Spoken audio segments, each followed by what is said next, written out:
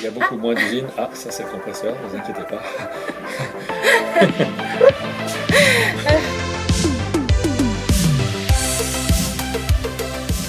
Bonjour à tous et bienvenue dans ce nouvel épisode du Tour de France des créateurs. Je suis à Romans. On ne pouvait pas faire ce Tour de France sans s'arrêter dans la capitale internationale de la chaussure. D'ailleurs, depuis plusieurs siècles, j'ai vu que ça datait du Moyen-Âge, Oui. cette appellation. Donc c'est pas nouveau. Et on est à la rencontre de Christian qui travaille à l'atelier Max Vincent, qui fait des sandales. Est-ce que vous pouvez nous raconter un petit peu l'histoire de la marque et ensuite votre parcours, comment vous en êtes venu à devenir sandalier, parce que c'est pas un métier qui est commun, bien qu'à Romans c'est un peu plus commun qu'ailleurs, mais comment a été créée cette marque, depuis quand? La marque existe depuis 1975.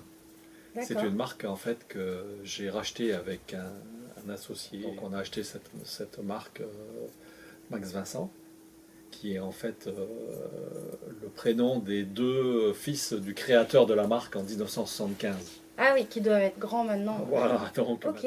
Et vous travaillez déjà dans la chaussure? Alors nous, on travaillait tous les deux avec mon associé dans la chaussure. Mon associé est maintenant à la retraite aussi, hein, donc c'est pour ça que vous ne voyez pas. Oui. On a toujours travaillé dans la chaussure. Moi d'abord, j'ai travaillé chez Charles Jourdan. Ensuite, j'ai travaillé pendant à peu près 2-3 ans à mon compte. Et ensuite, je suis rentré comme responsable directeur des achats chez Stéphane Caillon. Il faut savoir qu'au départ, j'ai la formation de la chaussure, puisque moi, mes parents étaient dans la chaussure déjà, avaient un magasin de chaussures. Et j'ai fait une formation d'abord de mécanique générale, et ensuite je me suis orienté dans la chaussure, et je suis venu faire l'école de la chaussure à Romans. Je me suis orienté en voyant mes parents dans le magasin de chaussures, à travailler, voilà. Ouais. Ça m'a intéressé, je me suis intéressé aux produits, et puis c'est là que j'ai appris qu'il y avait une école qui formait des gens pour la fabrication de la chaussure, donc à Romans. Après l'école, j'ai pu trouver du travail chez Charles Jourdan, parce qu'à l'époque, Charles Jourdan recrutait. Charles Jourdan, c'était des grosses usines à Romans, hein. Il y avait 1000 employés, hein. Ouais. C'était très très très gros, c'était du haut de gamme. Comme Stéphane Caillon, voilà, Oui, j'ai vu qu'à l'époque, la chaussure, ça faisait vivre des centaines et des centaines de familles. Exactement. Dans la ville. Il y avait à Romans, il n'y avait que pratiquement des usines de chaussures. Hein. À l'époque, quand on sortait de l'école, on n'avait pas trop de mal de trouver du travail. Ouais. C'est un peu plus compliqué maintenant, effectivement. Ouais. Puis peut-être, oui, il y a certainement moins d'usines aussi. Il y a moins d'usines. Il y a beaucoup moins d'usines. Ah, ça c'est le compresseur, ne vous inquiétez pas. Oui, donc avant qu'on se fasse perturber par le compresseur, oui, il y a moins d'usines qu'à l'époque. C'est vraiment dans les années 90-2000 où ça a été vraiment terrible. Je pense qu'il y a eu les grosses marques aussi qui fabriquaient. Les grosses usines ont fermé, hein, comme Jourdan, comme Caillon. Et puis bon, quand ces usines ont fermé, il y a eu beaucoup de gens, bien sûr, qui se sont retrouvés sans travail, puisqu'il n'y avait pas les gens connaissaient que la chaussure pratiquement. Hein. C'est vraiment un métier à part. Hein. Donc, oui, ils étaient vraiment formés, donc pour trouver quelque chose d'autre, alors que Jourdan, par exemple, formait ses ouvriers, formait ses gens. C'était une vraie école, quoi. Ouais. Voilà. Donc vous voilà copropriétaire de la marque Max Vincent. Oui. Oui. Et vous faites quoi à ce moment-là? L'activité s'était pas arrêtée? Non, l'activité c'était une petite entreprise artisanale dans les Alpes de Provence. Donc ça commençait. On était au début des sites internet, des boutiques en ligne. Voilà. À l'époque, mon prédécesseur faisait surtout les marchés artisanaux. Ouais, c'était le canal de vente le plus Voilà, c'était le canal le plus important. Petit à petit, il a commencé à s'intéresser au site de vente en ligne. On a commencé à monter un site de vente en ligne. On a commencé à essayer de faire de la vente par correspondance avec des petits catalogues. Voilà. On s'était vraiment spécialisé dans les sandales type tropézienne. Donc la tropézienne, c'est bien particulier. C'est une fabrication bien particulière. C'est des produits qu'on trouvait essentiellement à Saint-Tropez. Hein. Tout ça pour dire que voilà, on a essayé de pérenniser ce genre de produits. Et puis aussi d'essayer de créer des nouveaux modèles, essayer d'amener un peu de vie aux produits. Grâce à la boutique en ligne, évidemment, on a pu toucher aussi l'international, pour des chaînes de magasins au Japon pendant plusieurs années. Ça s'est bien passé, donc ça nous a permis de nous développer et puis de surtout pérenniser la marque. Sachant que nous, en plus, on a la grande possibilité de faire du sur-mesure. Ah ouais. Donc, par exemple, il y a des personnes qui ont des pieds Très, un peu très forts, un peu grands, forts, ils ont des difficultés à se chausser. Et nous, ici, je peux faire du sur-mesure pour vraiment les personnes qui en ont besoin. Et là, l'objectif, c'est aussi de toucher... L'objectif, c'est de toucher, bien sûr, un public beaucoup plus jeune.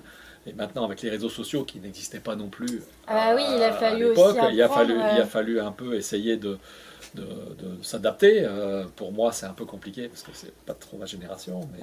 Mais j'ai l'aide de 2083. 2083 a départ dans la société Max Vincent. D'accord. Donc 1083, pour resituer, c'est une marque de jeans made in France qui est aussi basée à Romans-sur-Isère. C'est vous qui dessinez les produits? Oui, c'est moi et puis avec aussi l'aide du bureau de 1083. C'est un objectif pour vous de transmettre ce métier bien par sûr, des stages, bien sûr. Mais de toute façon, c'est ce que je suis en train de faire. Oui, vous la voyez pas, mais... Non, bon. Là, ça, c'est encore une autre partie de Max Vincent. Max Vincent fait de la formation régulière pour les stagiaires. Enfin, comme il y a l'école de la chaussure à Romans. Tous les ans, on prend des stagiaires en formation. Donc, on va finir là-dessus. Enfin, on va finir là-dessus. Pas vous, mais nous, on va faire le tour de l'atelier. On va filmer un peu tout ça. Et puis, on se dit rendez-vous la semaine prochaine pour un nouvel épisode. Nous, on travaille pratiquement tout à l'ancienne. C'est-à-dire que les patronages sont faits à la main. Ils ne sont pas faits par des ordinateurs. Ordi. D'accord. Et là, c'est les machines de guerre. Alors là, c'est les machines de guerre. Ici, c'est la presse à découper, qui sert à découper toutes les parties de la sandale, de la semelle, la première de montage et le dessus, les lanières, etc. Vous avez bien sûr des emporte-pièces qui permettent de couper tous les modèles différents. Et ici, vous avez aussi les emporte-pièces qui servent à découper les semelles et les premières de montage. Un emporte-pièce.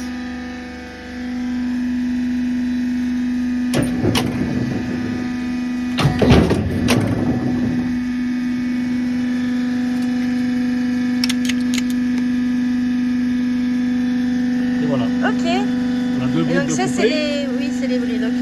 Les tropéziennes.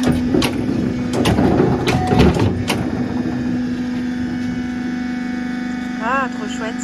Donc là, c'est la partie centrale de la tropézienne.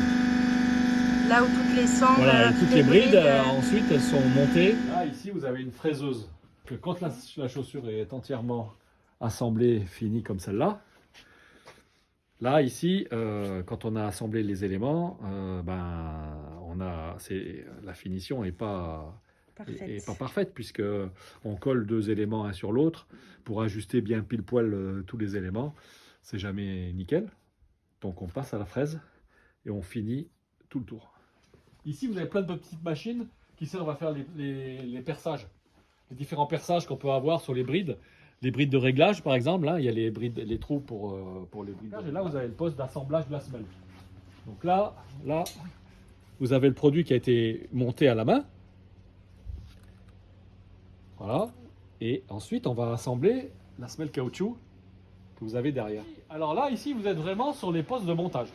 Sur les postes de montage, on part donc de la partie qu'on appelle la première de montage, le dessus. Et on va, grâce à une forme, monter la sandale, assembler la sandale. On remet un peu de colle. On laisse sécher parce que c'est de la colle néoprène. Donc c'est une colle spéciale utilisée en chaussure avec des temps d'ouverture qui sont adaptés au montage de la chaussure. Vous avez les éléments. Donc vous avez plusieurs éléments sur lesquels on y met de la colle. On laisse sécher parce que la colle néoprène s'utilise que quand elle est sèche. Alors, on démarre.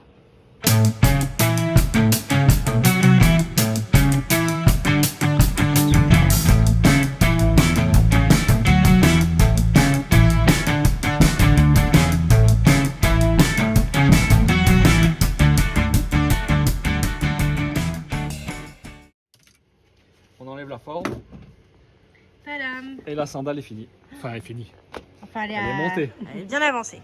On passe au four à réactiver, donc on va... La colle elle est sèche là. Donc on va la réactiver. Donc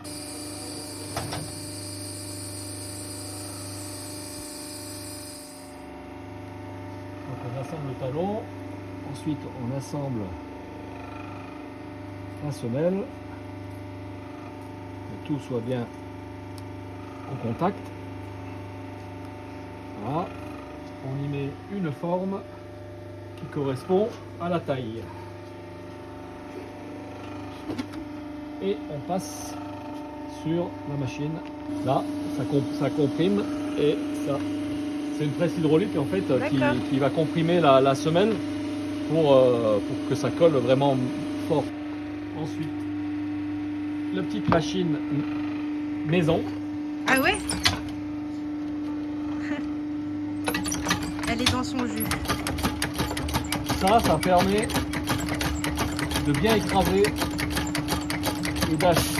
le bord. Le décollage sur une chaussure, c'est toujours sur les bords. Oui. Donc pour avoir un collage parfait, en plus de la machine, on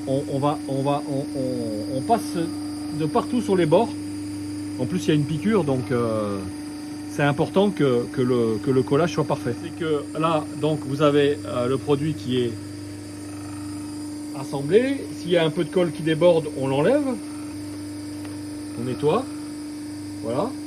Et là, vous voyez, donc ça déborde un peu la semelle, donc ce sera au fraisage. Le produit sera fini.